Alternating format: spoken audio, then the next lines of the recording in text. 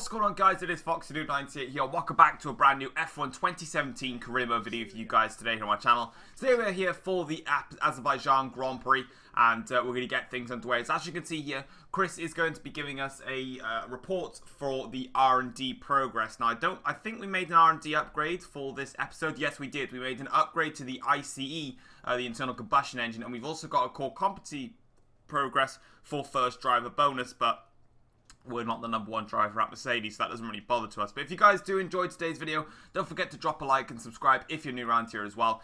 And my plan is to make the Mercedes-Benz as monstrous and overpowered as possible, so I go straight away to get the third ICE bonus. And as you can see, there's a dotted line there. Once that ICE upgrade is made, it means then we can do an ultimate or a major upgrade to the engine, and basically just make this car the most overpowered machine known to mankind.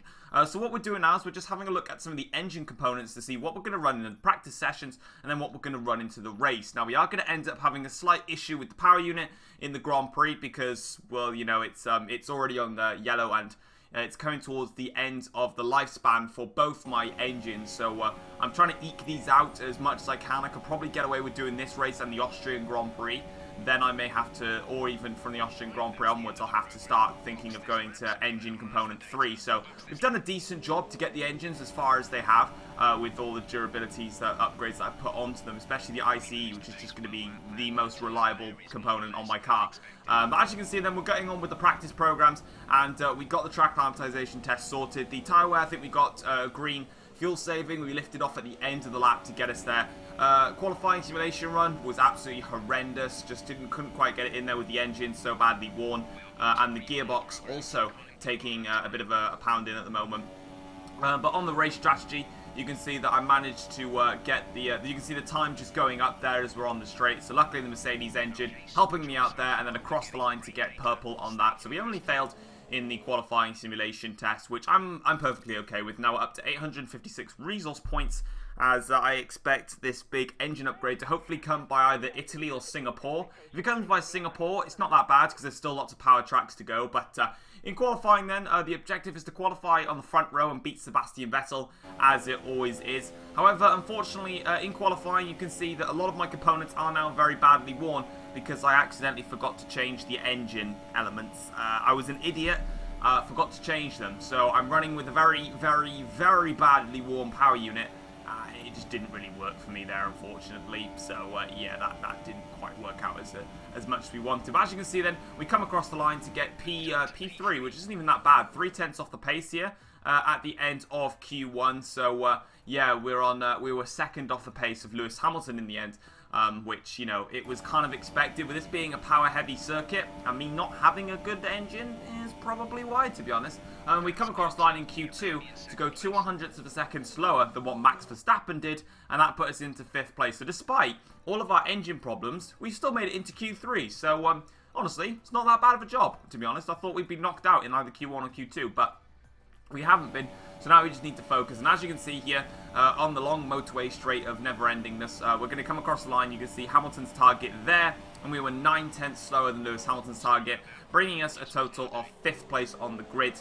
However, we are going to have to make some changes, which means that 5th on the grid is not where we're going to be starting. As you can see, we actually got out-qualified by Sergio Perez. We beat the Red Bulls, so that shows how poor their engines are, but no. We're going to have to make some upgrades we're going to have to make some changes to the engine and also the gearbox. It failed during qualifying, so I couldn't take it further in the race, unfortunately. So we are going to have to do some changes, which is a bit frustrating, but it has to be done. So we're going to listen to the session goals, which is to get on to, I think it's finish 4th and beat Vettel. So they were actually kind of kind in the race. Yeah, they were. They were quite kind in the Grand Prix in terms of where to finish, but I do need to make some changes. So we're going to go and change the gearbox, which is going to drop us down to P10 on the grid. And then I just decided, you know what, stuff it. I'm going to get a brand new power unit as well. Why not? I mean, I'll just start last. It's a power-heavy circuit. I've got a low downforce setup on. I'll just work my way up the field. It doesn't bother me. So we're going to do that now. Get the 5th engine components on, and then we're going to go and change to some older power units for this race. So as you can see here, change into element number 1 for all of the components, because there's going to be 2 bits in the yellow and then 2 bits in the yellow, and that's it. So it's not too bad. And then on the gearbox, we're going to change that as well, get a 5th gearbox, and then change to gearbox number 3. Let's get into the race. Almost ready to go then, and this is what the starting grid looks like for today's race. Lewis Hamilton lines up on pole position, and starting alongside in P2 is Sebastian Vettel. Looking down the rest of the grid, we have Raikkonen, Perez, Max Verstappen and Ocon, Ricciardo, Massa, Stroll and Roman Grosjean, Magnussen, Sainz, Nico Hülkenberg and Kvyat, Palmer, Alonso, Pascal Wehrlein and Marcus Ericsson. Van Dorn and a Mercedes rounds off the grid. And with lights out just moments away, it's time to go down to the track.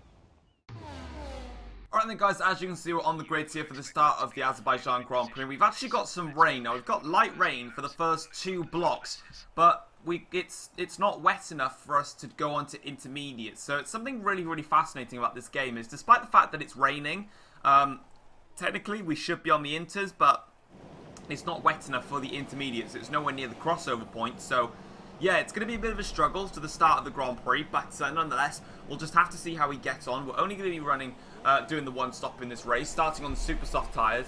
We didn't get the freedom of strategy because, of course, we qualified in Q2, so yeah.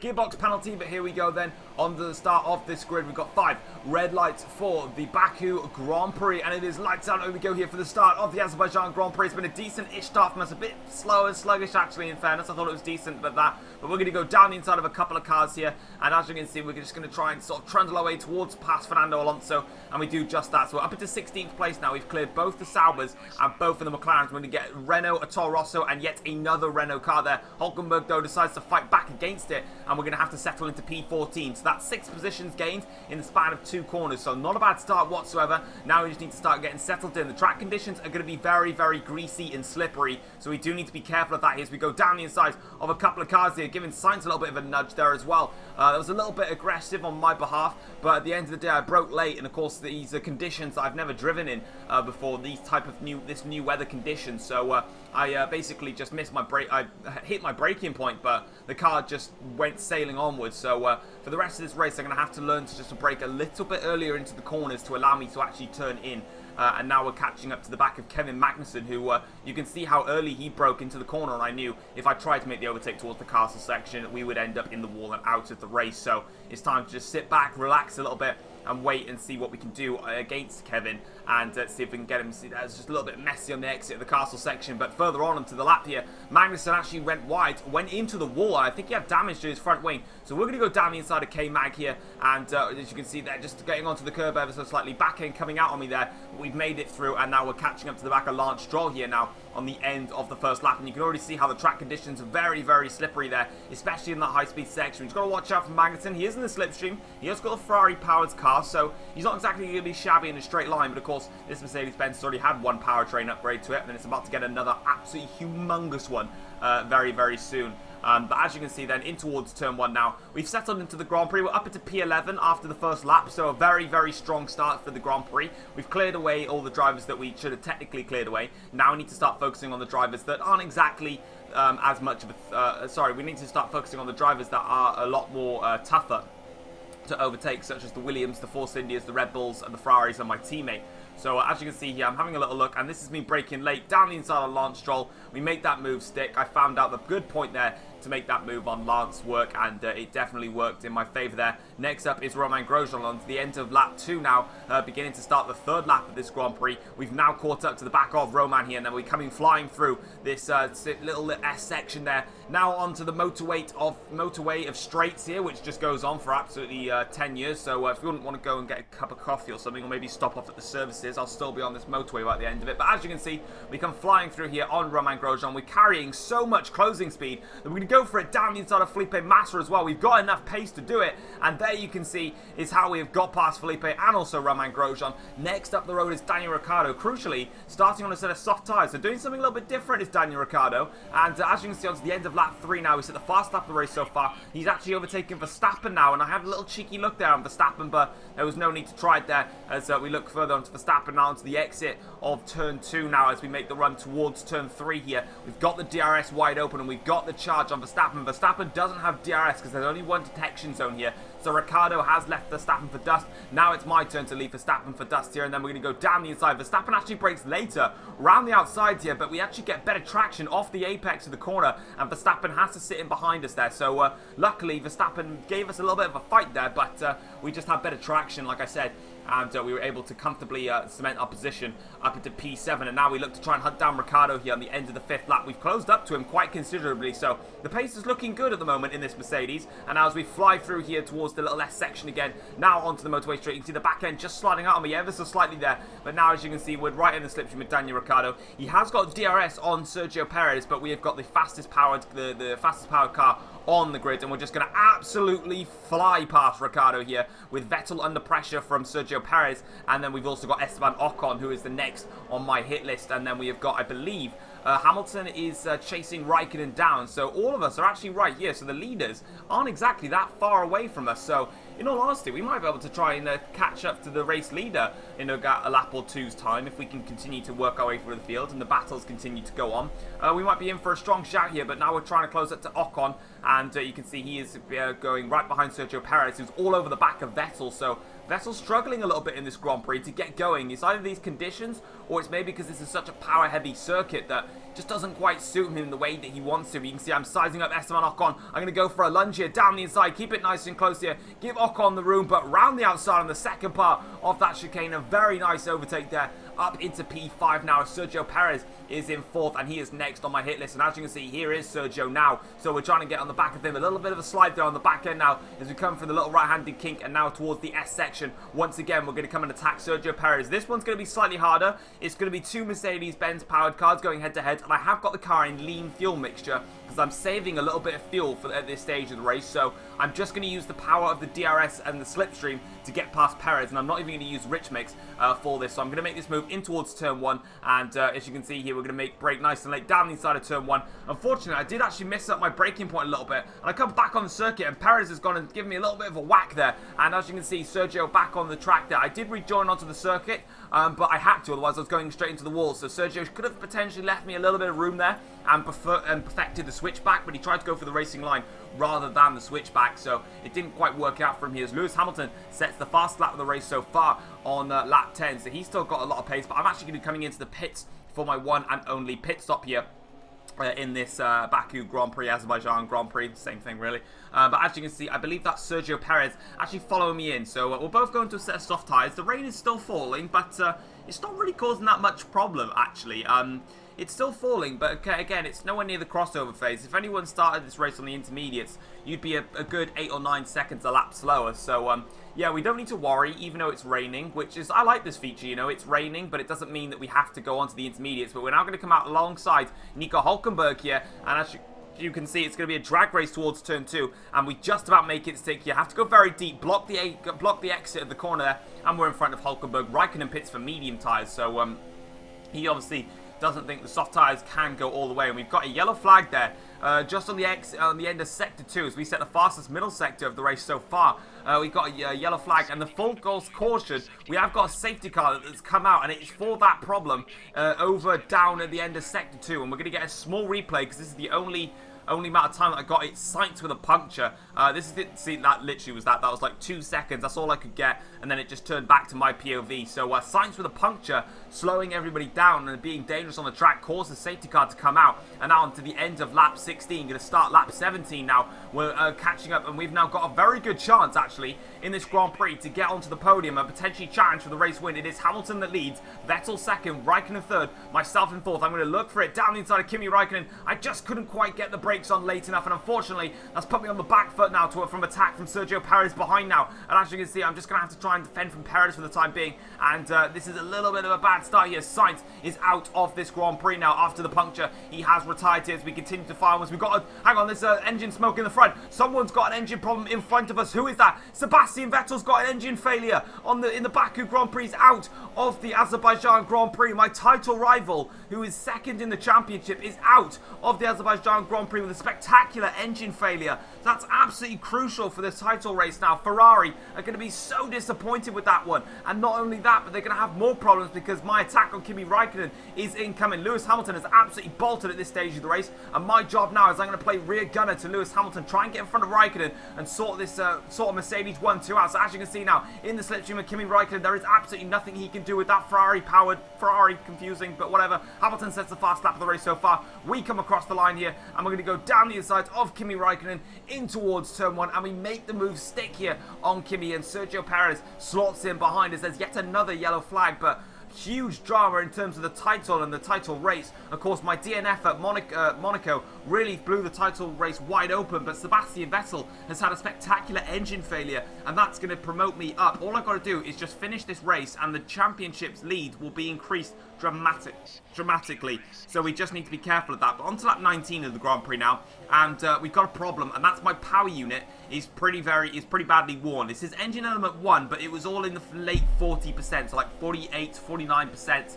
I just decided to run with them. And Sergio Perez might have a fresh engine here, and with a good healthy engine compared to my slightly worn out engine, Sergio's going to go for it here in towards turn 3. A little bit of bumping and barging there, but down the inside we make it stick on Sergio Perez, defend the position, and now it's time to just play that rear gunner role. Lewis Hamilton is far out in front. He's got a fresh engine, a fresher engine on board. He's just overall faster than myself. I'm just going to be playing the defensive role here. So as you can see now, we've got Sergio Perez going for an attack here. You can see that he's going towards the left-hand side of the circuit. It's literally a drag race now between myself and Perez. Going to shove him very close to the wall there. He actually gives me a whack there because I was shoving him too wide there, and it's very, very aggressive defensive maneuver. But at the end of the day, I was going to move back over anyway, but he decided he wanted to move over earlier, and we defend around the outside against Sergio Perez on lap 21 with just 6 laps to go now in this Grand Prix. Hamilton is streaking clear, whereas I am just doing a lot of defending here. On the end of lap 21, Sergio Perez is a little bit further back, but he's going to get such great slipstream and such great closing speed on the back of my car that he will try and make this move. And look at that, look at the closing speed